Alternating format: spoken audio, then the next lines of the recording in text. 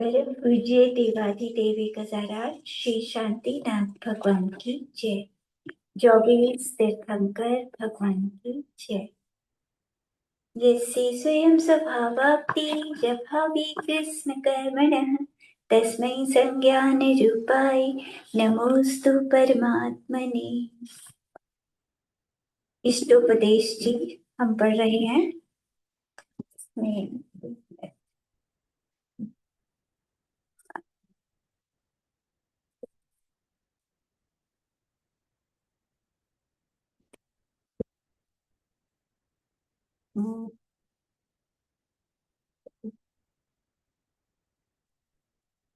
इसमें हमारे 24 श्लोक 25 हो गए थे।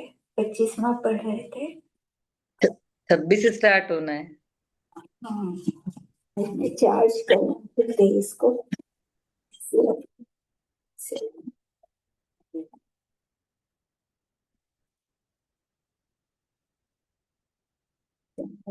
पे लगा।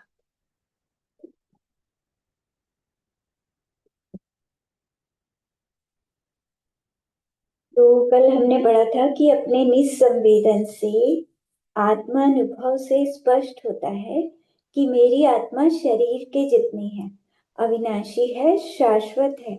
यह आत्मा अनंत सुख वाला है, लोक व अलोक को देखने वाला है। तो आत्मा का अनुभव करेंगे तभी उस आत्मा को हम मतलब एहसास कर सकते हैं कि शरीर के जितना जितना शरीर है बिल्कुल उतना अपना आत्मा अनुभव में आएगा और तभी जानेंगे कि आत्मा अनंत सुख वाला, लोक अलोक को देखने वाला। आत्मा को चाहिए कि इंद्रियों के समूह को रोककर, इंद्रिय विषयों से हटकर मन को एकाग्र करके आत्मा के द्वारा आत्मा में स्थित होकर आत्मा का ही ध्यान करना। तो विषयों से हटना और आत्मा से आत्मा का ध्यान करना। अज्ञान की उपासना करने से अज्ञान मिलता है और ज्ञानी की सेवा करते हैं तो ज्ञान की प्राप्ति होती है। जिसके पास जो होता है वही तो वो देता है, तो ऐसा पता ही है। तो इसीलिए ज्ञानी की उपासना करेंगे, ज्ञानी के पास जाएंगे तो ज्ञान की प्राप्ति होगी। अज्ञानी व्यक्ति के पास जाएंगे तो अज्ञानता ही मिलेगी। आत्मचिंतन में परिचय आदि का अनुभव न होने के कारण आश्रव का निरोध करने वाली कर्मों की निर्जरा शीघ्र होने लगती है। तो जब आत्मा का ध्यान करते हैं तो परिचय आदि का पता ही नहीं लगता उस समय। तो उससे निर्जरा बहुत तेजी से होती है। सर्दी गर्मी ध्यान में उस समय सब चीजें मतलब ठंड का पता नहीं, जितनी देर ध्यान में बैठे रहे उतनी देर ठंड लगेगी नहीं, गर्मी लगेगी नहीं। तो उससे कर्मों की निर्जरा होती है। मैं इस चटाई का बनाने वाला हूँ। दो दो पदार्थों में संबंध होता है कि चटाई अलग है, चटाई को बनाने वाला अलग है। लेकिन जब आत्मा ही ध्यान और आत्मा ही ध्येय बन जाता है, अर्थात आत्मा ही आत्मा का ध्यान करता है, तो उस समय संबंध कैसे रहेगा? तो फिर किसी कोई दूसरा तो है नहीं जिससे संबंध हो, आत्मा को ही करना है और आत्मा का ही ध्यान करना है। तो ये हमने पढ़ी थी गाथा, अब इसका विशेष समझते हैं। चटाई और चटाई का बनाने वाला दोनों की अलग अलग अपनी अपनी सत्ता मौजूद है, इसीलिए दोनों में परस्पर संबंध कहा जाता है। लेकिन ध्यान और ध्येय रूप दोनों एक ही आत्मा है। ये चटाई और चटाई बनाने वाले की तरह अलग अलग नहीं है। ध्यान भी आत्मा और जिसका ध्यान किया जा रहा है वो ध्येय भी आत्मा ही। तो दोनों एक ही द्रव्य हैं, उनका परस्पर संबंध कैसे हो सकता है? क्योंकि संबंध तो अलग अलग अलग वस्तुओं में होता है। जब इनका परद्रव्य से संबंध ही नहीं तो फिर ये निश्चित हुआ कि ध्यान और ध्येय में परस्पर संबंध का अभाव है। आचार्य पूज्यपाद स्वामी जी यहाँ कह रहे हैं कि जिसका ध्यान किया जाता है वो ध्येय द्रव्य, और जो ध्यान करता है दोनों एक ही हैं, दोनों में कोई अंतर नहीं। इसीलिए जब आत्मा ही आत्मा का ध्यान कर रहा है, आत्म स्वरूप में लीन हो रहा है, तो वही आत्मा कर्म आदि से संबंध विच्छेद होने के कारण ध्यान करके परमात्मा बन जाती है। तो अच्छा, ये पढ़ लिया था शायद, एकत्व में ही सुख की अनुभूति है। हाँ जी, पढ़ लिया था ये वाला। 26 ये स्टार्ट वाला करना था। हो गया, हो हाँ। गया। ठीक है, 26 पढ़ते हैं फिर। बध्यते मुच्यते जीवः सममो निर्ममः क्रमात् तस्मात् सर्वप्रयत्नेन निर्ममत्वं विचिन्तयेत्। जीव ममत्व परिणामों से कर्म से बनता है, कर्म का बंध करता है, और ममता के अभाव में वो क्रम से कर्म बंध से छूट जाता है। इसीलिए सभी प्रयत्नों के द्वारा निर्ममत्व का चिंतन करना चाहिए। तो अगर मोह करते हैं तो कर्मों से बंध जाते हैं, और मोह नहीं करते तो कर्मों से छूट जाते हैं। इसीलिए सब तरह की कोशिश करके उस निर्ममत्व, ऐसे आत्मा का चिंतन करना चाहिए कि बस मेरा तो यही है, अन्य कुछ भी मेरा नहीं। आचार्य पूज्यपाद स्वामी ने इस श्लोक में पूरे जैन धर्म का सार लिख दिया। वो बताते हैं कि जहाँ ममत्व परिणाम है वहां जीव कर्म से बनता है, ममत्व का अभाव हो तो जीव कर्म बंध से छूट जाता है। संसारी जीव स्त्री पुत्र मित्र धन संपत्ति आदि पर द्रव्यों को अपना मानता है। ये मेरे, मैं इनका, जब इस तरह की मोह रूप प्रवृत्ति रखता है तो कर्मों से बन जाता है। मित्र आदि अन्य इष्ट जनों को कष्ट में देखता है तो ममता के कारण उनके साथ स्वयं भी रोने लग जाता है। तो ऐसे पर पदार्थों में प्रेम करने से कर्मों का आश्रय कर लेता है, और उसके अनुसार शुभ या अशुभ कर्मों का बंध भी कर लेता है। ममत्व परिणामों के कारण ही भरत और बाहुबली दोनों भाइयों के बीच में युद्ध हो गया। भरत महाराज को चक्रवर्ती पद से ममत्व, और बाहुबली को अपने पिता द्वारा जो भूमि दी गई थी उससे राग था। समय सार ग्रंथ, तो इसीलिए दोनों के बीच में युद्ध हो गया। वो उसको अपना समझ रहे थे कि पृथ्वी मेरी है, और बाहुबली सोच रहे थे कि ये पिता ने मुझे दिया है ये राज्य, तो ये मेरा है। तो उसके कारण ही दोनों का युद्ध चला। समय सार ग्रंथ में आचार्य कुंद जी ने लिखा है कि ममत्व परिणाम चिकनाई की तरह है, और कर्मों का मैल धूल की तरह। जैसी चिकनाई युक्त शरीर पर अगर तेल लगा हो शरीर पर, तो क्या होता है, धूल मिट्टी चिपक जाती है। ऐसे ही ममता रूप परिणाम होने पर आत्मा के साथ राग द्वेष रूपी कर्म रज चिपककर एक में खो जाती है। यही कर्म बंध है। तो जैसे तेल लगा हुआ है तो धूल मिट्टी सारी चिपक जाएगी शरीर पर, उसी तरह अगर मोह करेंगे, राग द्वेष करेंगे, तो कर्मों की धूल हमारे आत्मा पर चिपक जाती है। तो हमें राग द्वेष, ये चिकनाई नहीं लगानी अपने, इससे हटना है। बस मैं आत्मा हूं, अपने को आत्मा समझेंगे तो कर्मों के बंध से बचेंगे। ये वस्तु मेरी है, मैं इसका स्वामी हूं, और ये वस्तु मेरी नहीं है, ये दूसरे की है। जब ऐसे राग द्वेष रूप परिणाम करते हैं तो ये जीव कर्मों का बंध कर लेता है। लेकिन ज्ञानी पुरुष सभी उपलब्ध वस्तुओं का उपयोग करते हुए भी उनको अपना नहीं मानता। अज्ञानी तो सबको अपना मान लेता है, ज्ञानी को पता है कुछ भी मेरा नहीं, कर रहा है सब काम ज्ञानी अज्ञानी की तरह ही कर रहा है, लेकिन उनको अपना नहीं मानता, उनसे राग नहीं करता, इसीलिए उसके कर्मों का बंध नहीं होता। वो जानता है कि मेरे पूर्व कर्म के उदय से ये धन वैभव पत्नी पुत्र जो भी मुझे मिले हैं, इन पर क्या तो मैं अभिमान करूं, घमंड किस बात का करूं, सब नष्ट हो जाएंगे। आज है कल नष्ट हो सकते हैं, ये मेरे तो नहीं है, मेरे साथ अगले भाव में तो कोई भी नहीं जाएगा, मेरे मतलब जो मेरे साथ जाए अगले जन्म में, वास्तव में वही तो मेरा है। तो आत्मा जाता है साथ, ये सब यही छूट जाते हैं।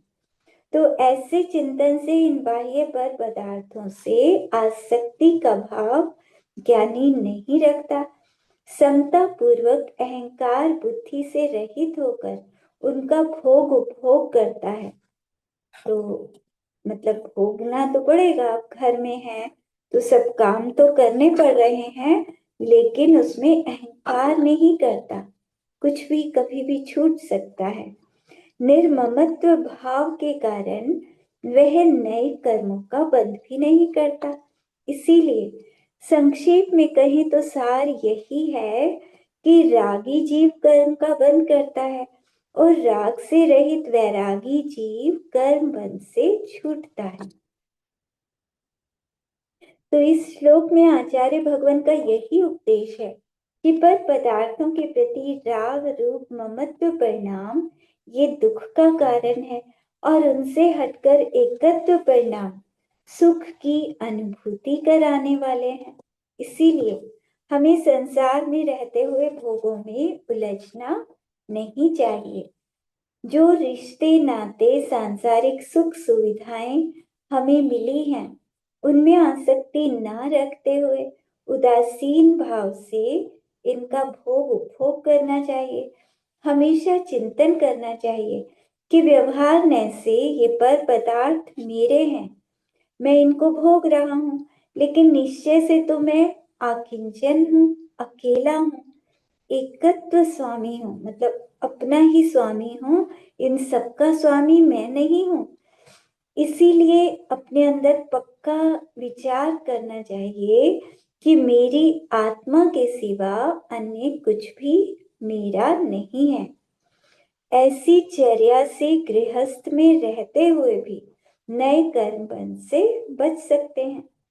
एक न एक दिन व्रतों को धारण करके मुनि बनकर हमारा भी मोक्ष मार्ग प्रारंभ हो सकता है, इस जन्म में नहीं तो अगले जन्म में भावना करेंगे तो अवश्य कभी ना कभी मुनि बनेंगे।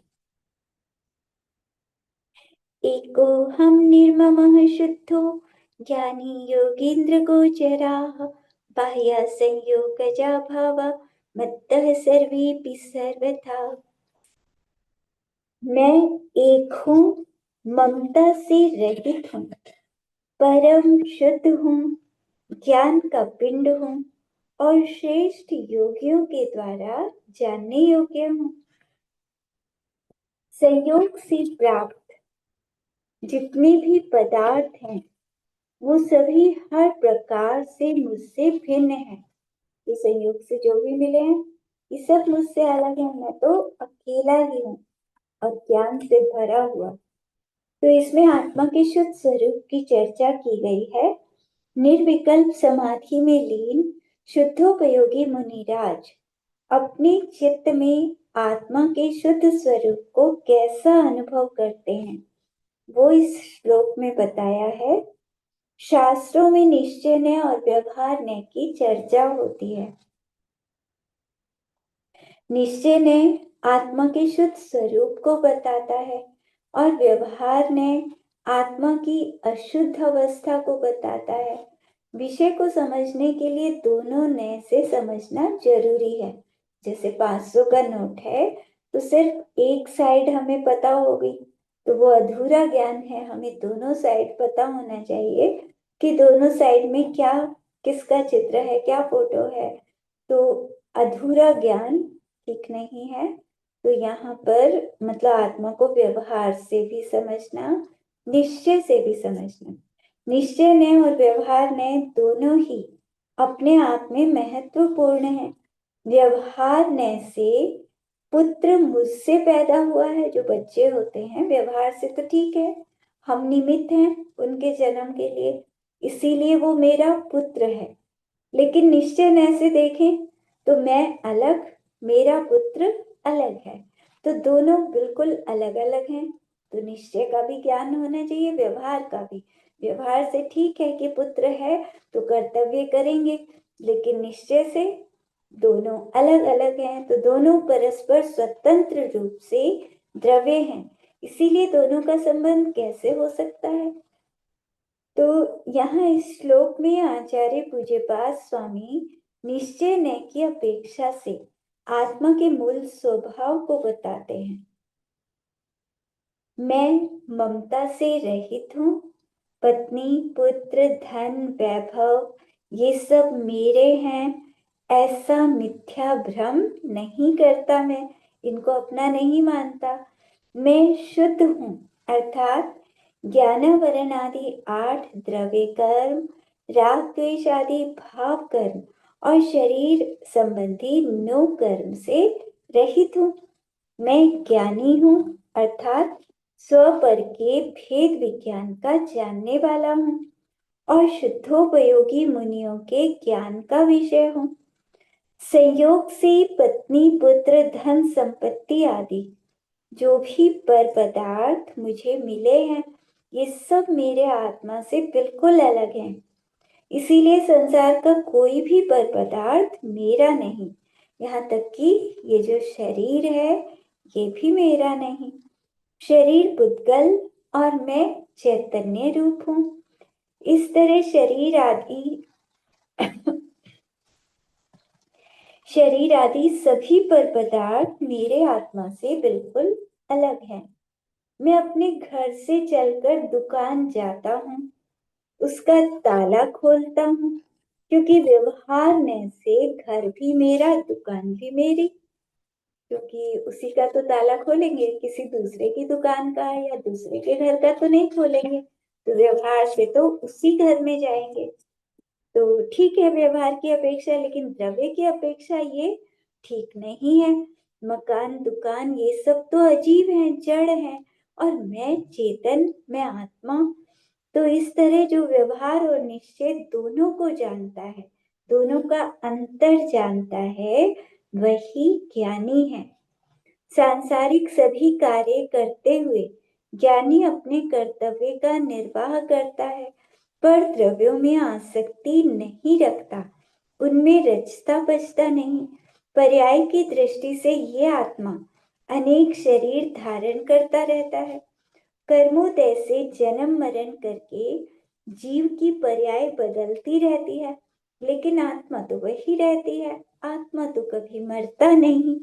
इसीलिए आत्मा के बारे में यहाँ कहा कि मैं अकेला हूँ, निर्मल हूँ, ज्ञानी हूँ और शुद्ध केवलियों के ज्ञान का विषय हूँ। मम स्वरूप है सिद्ध समान, अर्थात मेरी शुद्धात्मा का वास्तविक स्वरूप सिद्धों के जैसा है। कर्म बंध के कारण अभी मैं संसार में भ्रमण कर रहा हूँ, मेरी आत्मा अशुद्ध अवस्था में है। व्यवहार से मेरी पहचान मेरे नाम से होती है, इसीलिए संसार में रहते हुए व्यवहार ने से कथन करना भी जरूरी है। व्यवहार और निश्चय इसको उदाहरण से समझते हैं। 2 रुमाल हैं, एक पसीने आदि से गंदा है, दूसरा धुला हुआ स्वच्छ है। तो संसारी आत्मा तो कर्म रूपी मैल से युक्त होने से गंदे रुमाल की तरह अशुद्ध है, लेकिन कर्म मल अर्थात अष्ट द्रव्य कर्म, राग द्वेष रूपी भाव कर्म और शरीर संबंधी 9 कर्म नष्ट होने से वही आत्मा स्वच्छ रुमाल की तरह परम शुद्ध होकर सिद्ध अवस्था को प्राप्त हो जाती है।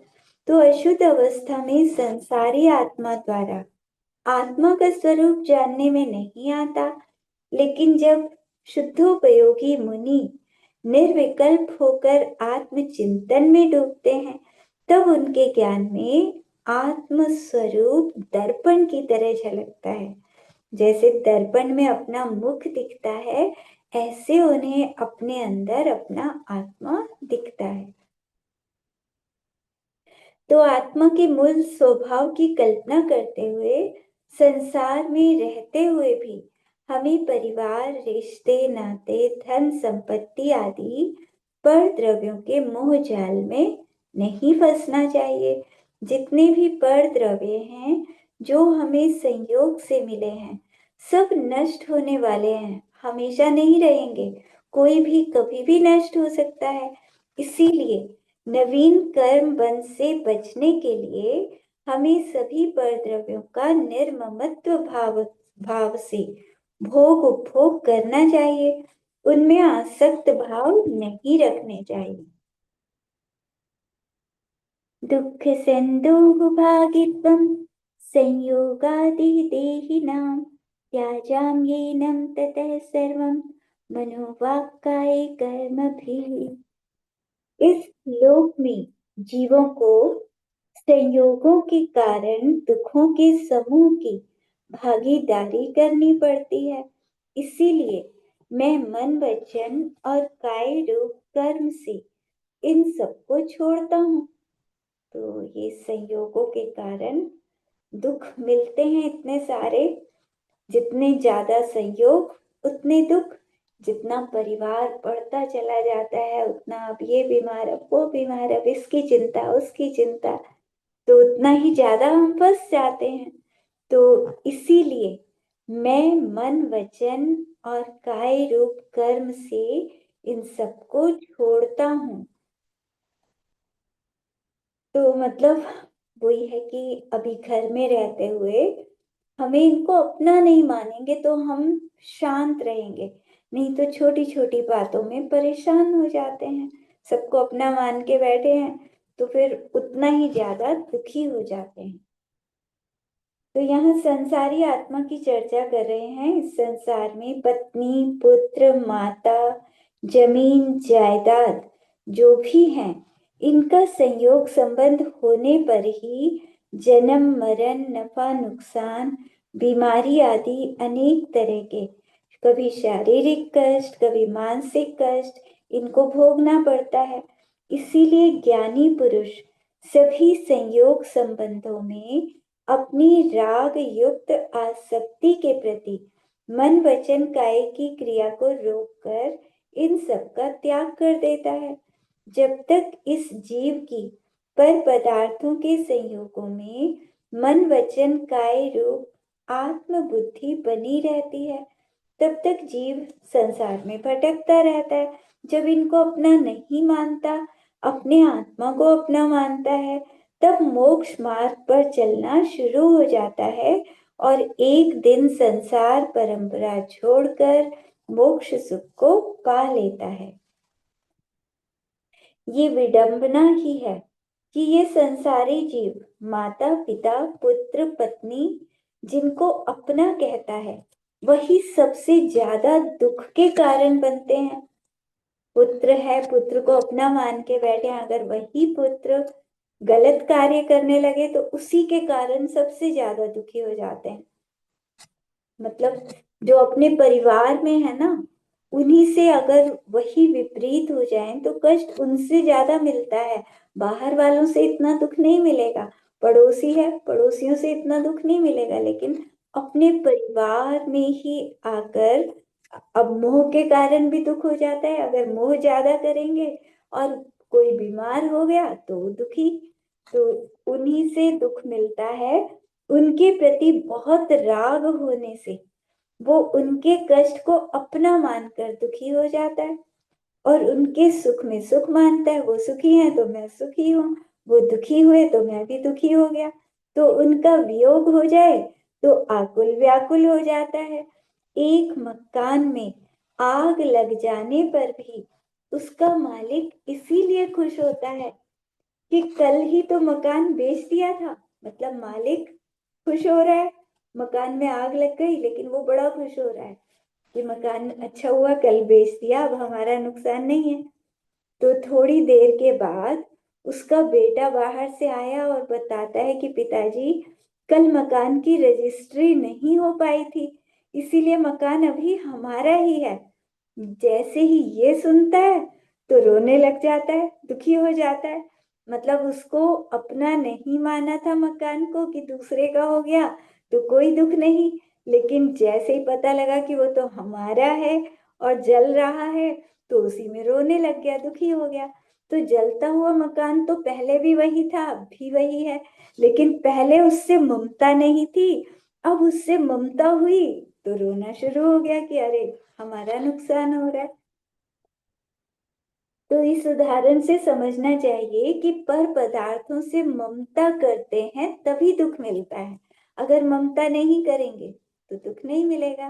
ठीक है, सब जीवों के अपने अपने कर्म हैं, तो उसमें ज्यादा दुखी नहीं होना किसी पर के ऊपर। किसी भी परिवार में किसी व्यक्ति के ऊपर भी कोई कर्म उदय में आया तो उसका सहयोग तो करना है कि जिससे वो, मान लो कोई बीमार हुआ तो उसकी सेवा करेंगे, उसको दवाई दिलाएंगे, लेकिन दुखी होने से क्या हो जाएगा? दुखी होने से दुख तो दूर नहीं होगा। तो जो कार्य कर सकते हैं कर्तव्य करना है, लेकिन दुखी नहीं होना। इसीलिए कहा है कि ये जीव पत्नी पुत्र मकान आदि जिन पर द्रव्यों को अपना मानता है वही उसे दुख देने वाले हैं। अगर उनको अपना मान के मोह करता रहेगा तो उन्हीं की वजह से दुखी हो जाता है। छह ढाला में पंडित दौलत राम जी ने बहुत सुंदर लिखा है कि सम्यक दृष्टि ज्ञानी पुरुष घर गृहस्थी में रहते हुए भी उपलब्ध सामग्री के भोग उपभोग में रचता बचता नहीं, कीचड़ में कमल की तरह रहता है। कमल के पत्ते पर पानी की बूंद नहीं ठहरती। और तीन तरह से उदाहरण दिए ना तीसरी ढाल में, कि एक तो सम्यक दृष्टि कीचड़ में कमल की तरह रहता है, दूसरा वेश्या के प्यार की तरह ऊपर ऊपर से प्रेम दिखाता है, तीसरा जैसे सोना कीचड़ में गिर जाए तब भी वो बिल्कुल ठीक रहता है, तो उस तरह से सम्यक दृष्टि होता है। तो कीचड़ में कमल की तरह, मतलब कीचड़ से कमल क्या करता है, बहुत ऊपर आ जाता है, कीचड़ को छूता भी नहीं। ऐसे ही ये घर गृहस्थी एक कीचड़ की तरह है और सम्यक दृष्टि इसमें कमल की तरह रहता है। वो सोचता है कि अरे मैं तो आत्मा भगवान के जैसा, सिद्ध भगवान के जैसा स्वरूप वाला आत्मा हूँ। तो घर में रहते हुए भी वो अपने आप को सिद्ध भगवान की तरह चिंतन करता है। तो इसीलिए उसे क्या कहा जाता है कि कीचड़ में कमल की तरह रहना। फिर वेश्या के प्यार की तरह प्रेम दिखाता है। अब घर में बच्चों से सबसे प्रेम तो दिखाना पड़ेगा, तो वो दिखाता तो है लेकिन अंतरंग में उसे अपने आत्मा से सच्चा प्रेम है। तो और तीसरा, जैसे सोना कीचड़ में गिर जाने पर भी बिल्कुल उसको बाहर निकालो, पानी से धो तो चमक उसकी वैसी ही रहती है। उसी तरह से ये जो मतलब सम्यक दृष्टि है तो सोने की तरह रहता है, वो लोहे की तरह नहीं होता। ऐसा नहीं कि जंग लग जाए, मतलब छोटी छोटी बातों में दुखी नहीं होता। वो हमेशा अपने आप को आत्म रूप समझता है, शरीर अपने को नहीं मानता, पर द्रव्यों को अपना नहीं मानता। आदि पुराण में भरत चक्रवर्ती का चरित्र यही तो सिखाता है। अपार सुख वैभव के होते हुए भी महल में 96,000 रानियों के साथ और वैराग्य भाव से रहते थे, तभी तो उनको भरत घर में वैरागी ऐसा कहा जाता है। सम्यक दृष्टि जो होता है अपने शरीर से भी राग नहीं करता। कोढ़ होने पर भी सनत कुमार चक्रवर्ती दुखी तो नहीं हुए। उपचार के लिए आए वैद्य राज को उन्होंने ये कहकर औषधि लेने से मना कर दिया कि ये तो शरीर का कष्ट है, इसे दूर करने से क्या होने वाला है। मतलब सनत कुमार चक्रवर्ती जब मुनि बन गए थे, उनको कोढ़ हो गया, कोढ़ था उनको, तो एक देव उनकी परीक्षा लेने आ गया, परीक्षा लेने आया कि मैं सब बीमारियां ठीक कर सकता हूँ, वैद्य बन के आ गया। तो मुनिराज को देख के कहता है कि मैं आपकी ये बीमारी ठीक कर सकता हूँ। तो मुनिराज कहते हैं कि ये तो शरीर की बीमारी है, अगर तुम वैद्य हो, सच में ठीक कर सकते हो, तो मुझे तीन बड़ी बड़ी बीमारी हैं, वो ठीक कर दो। वो कहता है बताओ कौन सी बीमारी है। तो वो कहते हैं जन्म, जरा और मृत्यु। तो एकदम वो हाथ जोड़ लेता है कि भगवान, ये बीमारी तो आप ही नष्ट कर सकते हो, मुझ में इतनी शक्ति कहाँ है। तो सम्यक दृष्टि जीव तो इन जन्म जरा मरण को बीमारी समझता है। ये शरीर की बीमारी क्या है, शरीर तो कभी ना कभी क्या होगा, ज्यादा से ज्यादा मर ही तो जाएगा, तो दूसरा मिल जाएगा। तो इसीलिए निष्कर्ष यही निकलता है कि संयोग से जितने भी पदार्थ मिले, वो सब दुख देने में कारण है। जो भी बाहर में सब कुछ है, उसको सोच सोच के हम दुखी होते रहते हैं।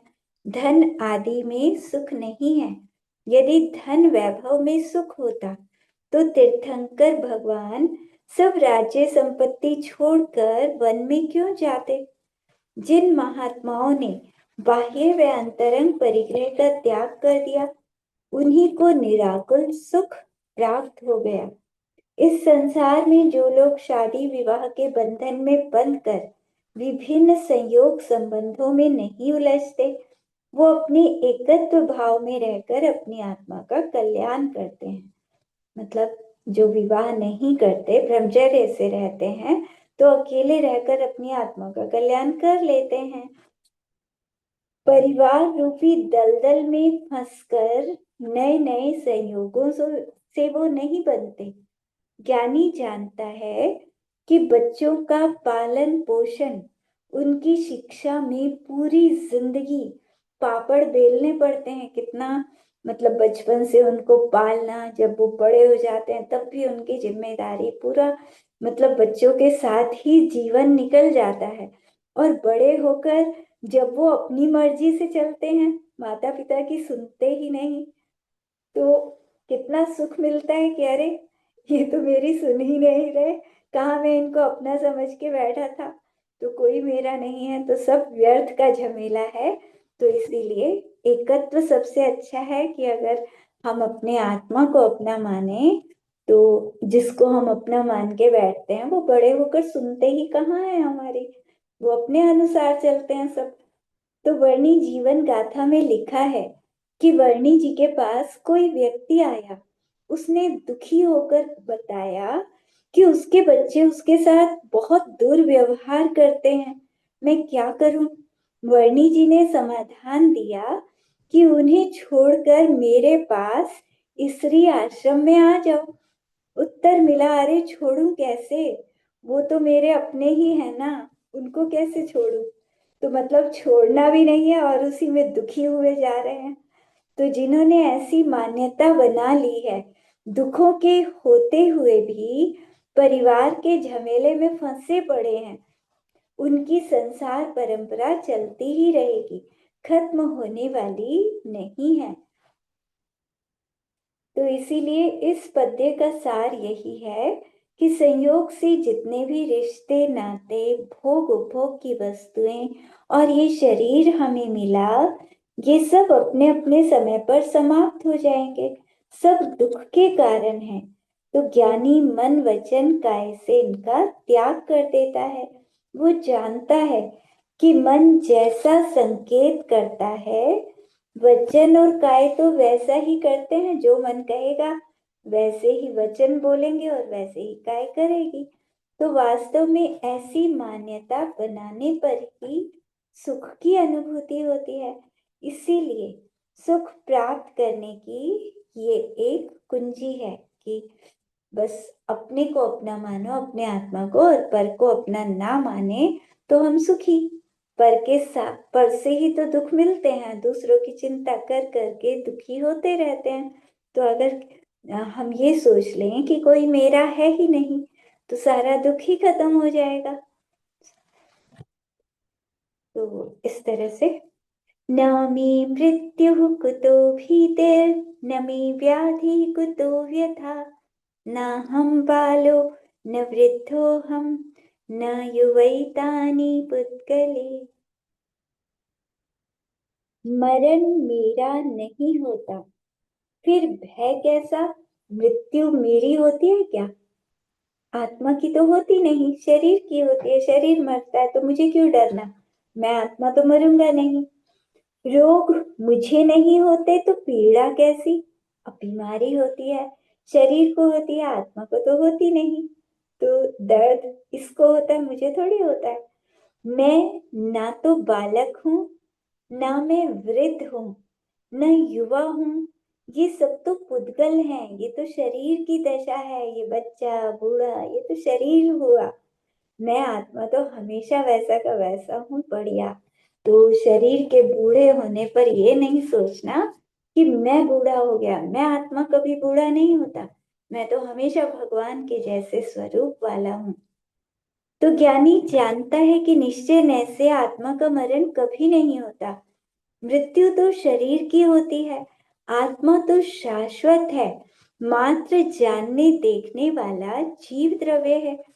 आयु कर्म पूरा होने पर शरीर का नाश होता है, इसीलिए शरीर का मरण होता है, आत्मा का नहीं। आत्मा तो सिर्फ पर्याय बदलती है, शरीर बदल लेती है। आत्मा एक शरीर छोड़ा, दूसरे शरीर में पहुंच गए। इसीलिए आत्मा और शरीर के भेद विज्ञान को जानकर ज्ञानी की मान्यता रहती है कि जब मेरा आत्मा मरता ही नहीं, तो मैं मरने से क्यों डरूं? मरने का भय कैसा? किस लिए मरने से भय करना? आत्मा का ज्ञान दर्शन गुण तो वैसा का वैसा ही रहता है, केवल जीव द्रव्य की पर्याय बदलती है। बाबूलाल जी मर गए, अर्थात जिस शरीर का नाम बाबूलाल था वो आयु पूरी होने पर समाप्त हो गया।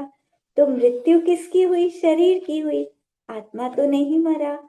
जीव द्रव्य कभी अजीब नहीं होता, और जो अजीब होता है वो कभी जीव नहीं हो सकता। तीन लोक में जितने भी जीव हैं उनकी संख्या निश्चित है कि उतने मनुष्य गति में इतने जीव, देव गति में इतने जीव, और पूरे तीन लोक में कितने जीव हैं वो भी निश्चित है। एक भी नया जीव तो आता नहीं, और एक भी जीव मरता नहीं कि कम हो जाए, उतने ही रहते हैं हमेशा। तो एक अंतर मुहूर्त में अनंत जीव पर्यायों का मरण होता है। उससे लोक में जीवों की संख्या कम नहीं होती, क्योंकि जीव द्रव्य तो शाश्वत है, हमेशा उतने ही रहेंगे जीव। अनादि काल से सिर्फ शरीर ही बदल रहा है, संसार भ्रमण कर रहा है। तो शरीर बदलते रहते हैं, लेकिन आत्मा खुद से कभी मरता नहीं। आत्मा रोग से भी रहित है, बीमार तो होता नहीं। भयंकर से भयंकर रोग से ग्रसित होने पर भी ज्ञानी की मान्यता रहती है कि ये रोग मुझे नहीं होते, इसीलिए मैं इनकी पीड़ा को अपनी पीड़ा कैसे और क्यों मानूं? शरीर को बीमारी हुई है, मुझे थोड़ी हुई है, मैं तो अंदर बिल्कुल ठीक बैठा हूँ। शरीर को दर्द हो रहा है, शरीर जाने इसको हो रहा है दर्द, मुझे थोड़ी दर्द हो रहा है। मैं आत्मा तो अंदर बिल्कुल ठीक हूँ। तो ऐसी दृढ़ मान्यता से फिर वो ज्ञानी दुखी नहीं होता। आचार्य विद्यासागर महाराज जी ने अपने प्रवचन में कहा था कि 104 डिग्री बुखार होने पर जो भी कष्ट होता है वो शरीर का है। आत्मा का तापमान 104 डिग्री तो नहीं है ना, इसीलिए बुखार मुझे नहीं है, बुखार शरीर को है। तो आत्मा तो रोग से रहित है, इसीलिए निश्चय न से देखें तो आत्मा का रोगों से क्या लेना देना। आत्मा हमेशा बिल्कुल ठीक रहता है, शरीर कितना भी बीमार हो, आत्मा जरा सा भी बीमार नहीं होता। अमरकंटक में प्रवास के दौरान पंडित रतनलाल जैन बनाडा अपना एक संस्मरण बताते हैं कि एक बार आचार्य विद्यासागर महाराज भयंकर हार्पिस की बीमारी से रोगग्रस्त हो गए। हार्पिस की बीमारी हुई उन्हें बहुत ज्यादा। थोड़े दिन के बाद जब वो अमरकंटक दर्शन हेतु गए तो चर्चा के दौरान आचार्य शीर्ष से पूछा तो उन्होंने बताया कि हजारों बिच्छू एक साथ डंक मारे तो जितना कष्ट होता है ऐसा कष्ट हार्पीस में होता है। इतनी पीड़ा होते हुए भी आचार्य शी प्रवचन भी करते थे, स्वाध्याय भी, सभी क्रियाएं कैसे कर लेते थे। तो उन्होंने कहा कि आपको तो आराम करना चाहिए था, इतने कष्ट में आप ये सब क्यों करते हो। तो आचार्य भगवान क्या कहते हैं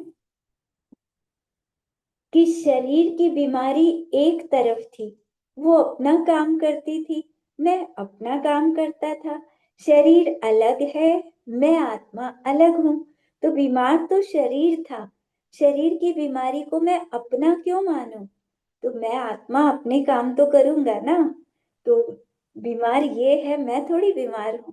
तो ऐसे उन्होंने जवाब दिया। तो साक्षात भेद विज्ञान का प्रमाण ऐसा है कि इतने कष्ट में भी वो अपना पूरा कार्य विधिवत करते थे। अज्ञानी शरीर की बीमारी के कष्टों को अपना मान लेता है और रोता है कि अरे मैं बीमार हो गया, मुझे दर्द हुआ। तो क्योंकि उसने शरीर को अपना मान के बैठा है ना। वो शरीर जीव और पुद्गल की मिली जुली पर्याय है। जीव और पुद्गल दोनों समान नहीं है। जीव द्रव्य अजीव द्रव्य का विपरीत है। मतलब आत्मा अलग और ये पुद्गल अलग। आत्मा के गुण बिल्कुल अलग, जानना देखना। पुद्गल के गुण बिल्कुल अलग, स्पर्श रस गंध वर्ण।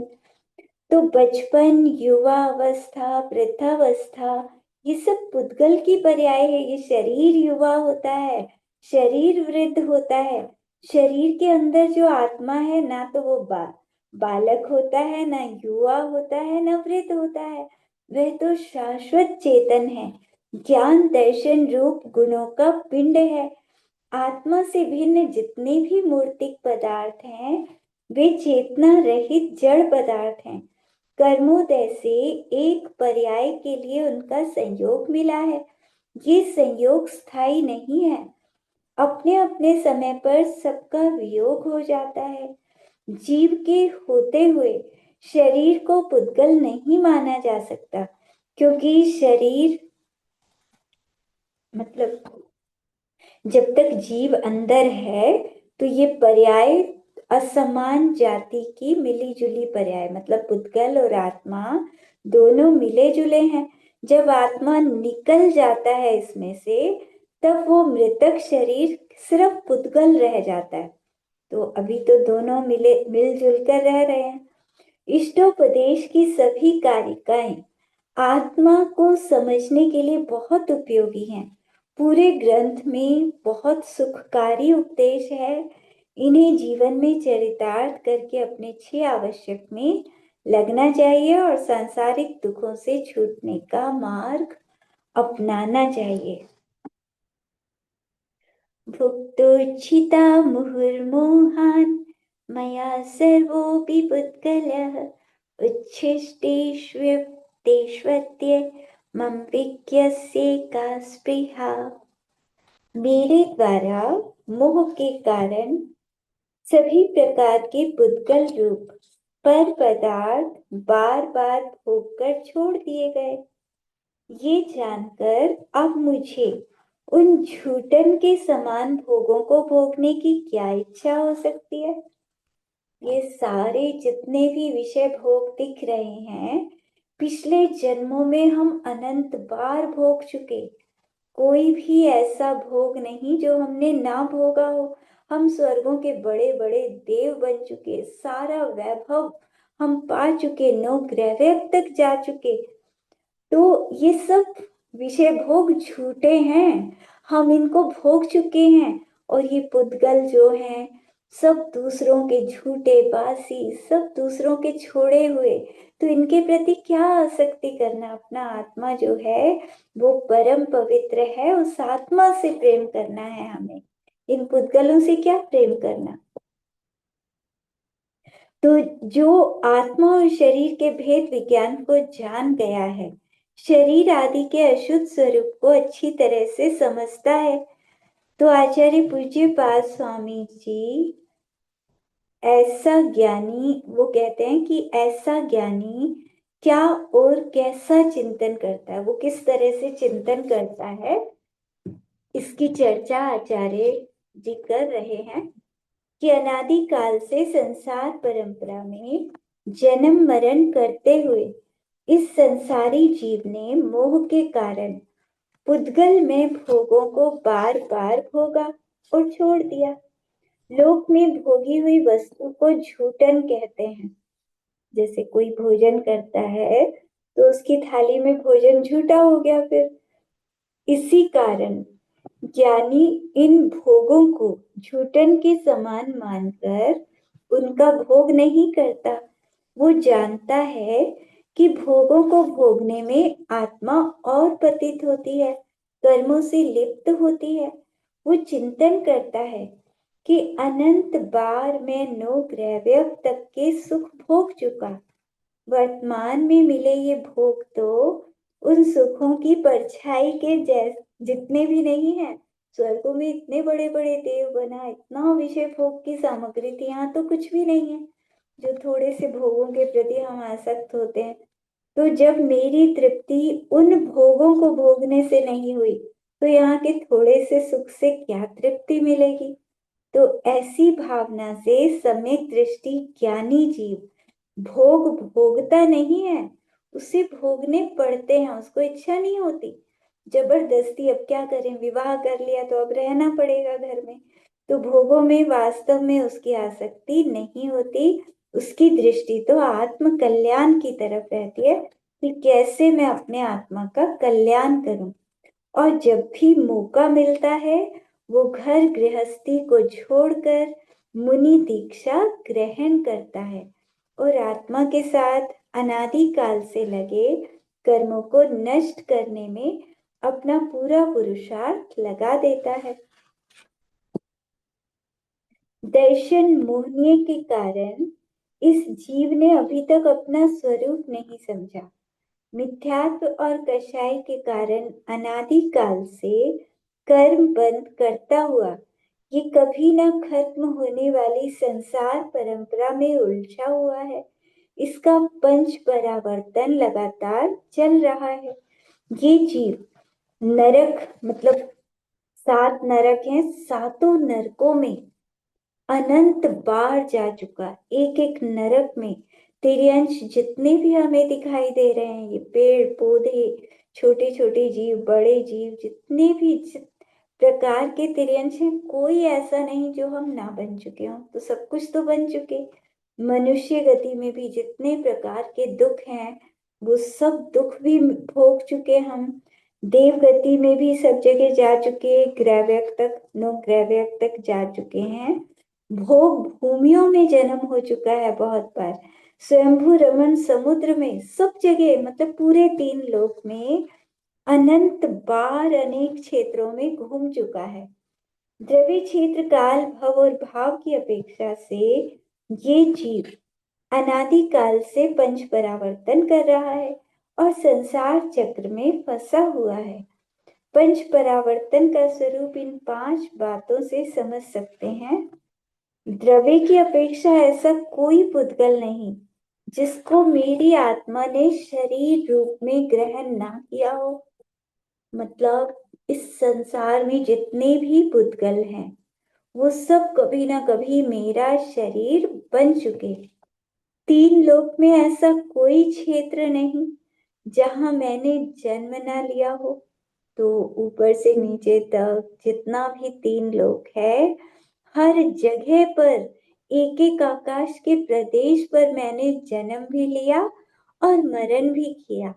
जब एक इंद्रिय की पर्याय में थे हम, तो पूरे आकाश में मतलब तीन लोक का जो हम नक्शा देखते हैं, त्रस नाली से बाहर भी सब जगह हमारा जन्म मरण एक बार नहीं बार बार हो चुका है।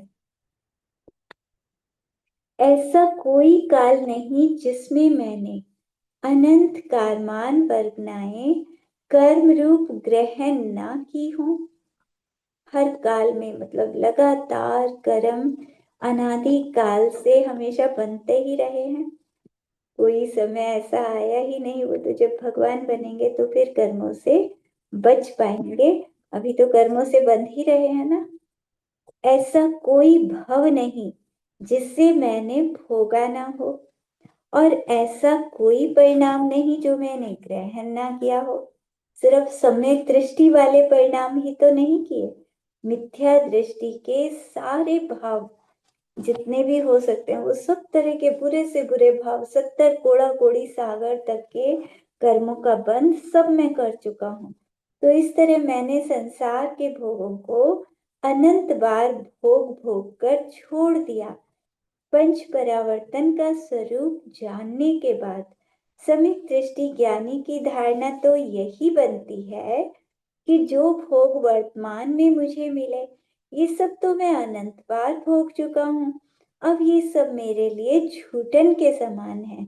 जो कोई विवेकी पुरुष होता है तो दूसरे का झूठा भोजन तो नहीं करता, दूसरे के झूठे भोगों को सेवन करने की इच्छा भी नहीं करता। इसीलिए इसी तरह से ज्ञानी जीव झूठे भोजन की तरह इन सांसारिक विषय भोगों को भोगने में उदासीन भाव रखता है। इनमें आसक्ति नहीं करता कि ये सब पुद्गल, जितने भी जिन पुद्गलों से ये शरीर बने हैं, ये सब पुद्गल दूसरों के भोगे हुए झूठे बासी हैं। क्या इन शरीरों के प्रति आसक्ति करूं, इन भोगों के प्रति क्या आसक्ति करूं। तो इसीलिए गुरु समझा रहे हैं, और जिनवानी भी पुकार पुकार कर कह रही है कि अब तो होश में आ जाओ। हमें मतलब भगवान भी, भगवान की वाणी वो कह रही है कि संभल जाओ, इतनी मुश्किल से मनुष्य बने हो, जैन बने हो, उसमें शास्त्र सुनने को मिला है, और अब भी नहीं संभले तो फिर एक इंद्रिय दो इंद्रिय में पहुंच गए तो कुछ नहीं हो पाएगा। फिर मतलब पंचेंद्रिय को तो कोई संबोधन भी कर देता है, संगी पंचेंद्रिय हो तो। और अगर कोई चला जाए चार इंद्रिय में तो उसको तो समझा भी नहीं सकते, बिना मन के तो समझ भी नहीं आएगा। तो आज हमारे पास सब चीजें हैं, हम सम्यक दर्शन प्राप्त करने का पुरुषार्थ कर सकते हैं, लेकिन फिर भी अगर पुरुषार्थ नहीं करेंगे तो आगे क्या होगा, फिर कुछ भी नहीं हो पाएगा, फिर भटकते रहेंगे संसार में।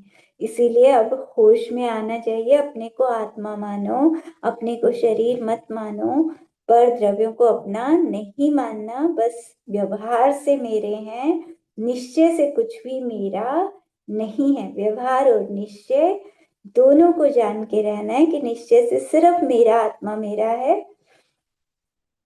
तो हमें चाहिए कि मोह मिथ्यात्व व कषाय का शमन करके जैसे भी बने वैसे इनसे पीछा छुड़ाकर, मोह से पीछा छुड़ाना है, मिथ्यात्व से और कषायों से, तो इनसे पीछा छुड़ाकर व्रत आदि को धारण करें, सम्यक दर्शन को प्राप्त करें, और आत्मा के वास्तविक स्वरूप का परिचय प्राप्त करके दुर्लभता से प्राप्त इस मनुष्य पर्याय को सफल करें।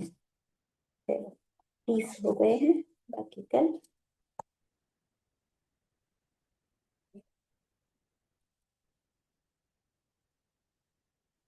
जावानी के ज्ञान ते सूझे लोकालोक, सोवानी मस्तक चढ़ो सदा देत हूँ धूप। हे जिनवानी भारती तू ही जपु दिन रैन, जो तेरी शरणा गए सो पावे सुख चैन।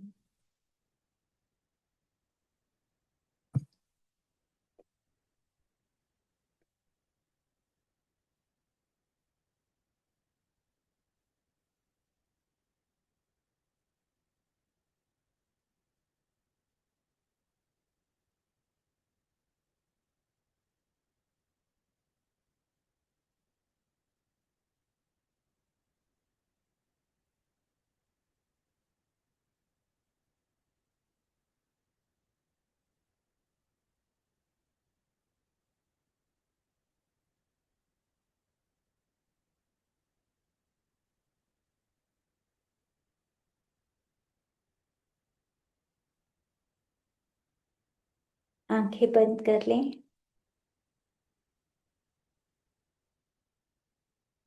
तीन लोक के अंदर मैं आत्मा अनादि काल से अकेला ही जन्म मरण कर रहा हूं। अकेला आत्मा कभी तीन लोक के एक कोने में जन्म लेता हूं, कभी दूसरे कोने में तो कभी तीसरे कोने में, कहीं भी सारे तीन लोक में जन्म मरण करता रहता हूं। किसी को साथ लेकर नहीं जाता। जब मृत्यु होती है तो ऐसा नहीं कि किसी को साथ लेकर चलूं, अकेला ही जाना पड़ता है। सब जगह अकेले ही जन्म मरण आज तक करता रहा, और आगे भी अगर भगवान नहीं बनूंगा तो इसी तरह से जन्म मरण चलता रहेगा। इस जन्म मरण को अब नष्ट करना है। बहुत हो गया संसार में भटकना, और कितना भटकेंगे। कितनी कठिनाई से तो पंचेंद्रिय बने, जैन बने, अब भी नहीं संभले तो बहुत बुरी तरह से गिर जाएंगे, फिर से केंद्रीय आदि में चले जाएंगे। अब हमको वहां नहीं जाना। अपने अंदर ये दृढ़ निश्चय कर लो कि अब हमको नरक में जाने वाला कोई काम नहीं करना, हमको निगोद में जाने वाला कोई काम नहीं करना। हमें तो बस अपने आत्मा को हर समय स्मरण में रखना है, अपने आप को आत्मा समझना है। मैं आत्मा हूं। अनादि काल से अपने आप को शरीर मानते रहे। अब हमें बस यही पुरुषार्थ करना है, बार बार जब भी याद आए, मैं आत्मा हूं, मैं शरीर नहीं हूं। शरीर में रहता हूं लेकिन शरीर मेरा नहीं। व्यवहार से मेरा है लेकिन निश्चय से मेरा नहीं। मैं आत्मा कभी भी इस शरीर को छोड़कर दूसरे शरीर में चला जाऊंगा। ये शरीर, ये घर, परिवार, ये सब मेरा हमेशा तो नहीं रहेगा। ये कुछ समय के लिए है, इसीलिए इनको अपना नहीं समझना। मेहमान की तरह घर में रहना है। इस घर में मेहमान की तरह मैं रहता हूं, कभी भी छोड़कर चला जाऊंगा। इस शरीर के अंदर मैं आत्मा मेहमान की तरह रहता हूं, कभी भी शरीर को छोड़कर चला जाऊंगा। ऐसा निश्चय से चिंतन अवश्य करना चाहिए। व्यवहार और निश्चय दोनों का ज्ञान रहना चाहिए। अपने आप को आत्म रूप मानते रहेंगे तो बहुत जल्दी भगवान बनेंगे। शरीर अपने को माना तो भटकते रहेंगे संसार में, नरकों में, निगोद में। अगर उन सब में जाने से बचना है तो बस मैं आत्मा हूं, भगवान के जैसा प्रकाश का पुंज स्वरूप में आत्मा, सबको जानता हूं, देखता हूं। बस जानना देखना ही मेरा काम है। ये राग द्वेष क्रोध ये सब मेरा काम नहीं। मैं इन सब से अलग हूं। ये सब कर्मों के द्वारा कराए गए हैं। मैं आत्मा तो भगवान के जैसा परम शांत, परम पवित्र अपने आत्मा को भगवान की तरह बैठा हुआ चिंतन करें। शरीर के अंदर बिल्कुल ऐसे शांत बैठा है जैसे मंदिर में भगवान अपने अंदर भविष्य के भगवान को महसूस करें। एक मंदिर के भगवान, एक हमारे अंदर भविष्य के भगवान, शरीर के आकार में मेरा आत्मा भगवान के जैसा बैठा हुआ शांत स्वरूपी परम शांत, एक एक आत्मा का प्रदेश अपार शांति से भरा हुआ, सब प्रदेशों में अपार शांति फैली हुई। ये शांति ही मेरा स्वरूप है।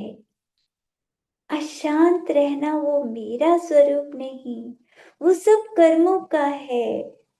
मेरा अशांति से कोई संबंध नहीं।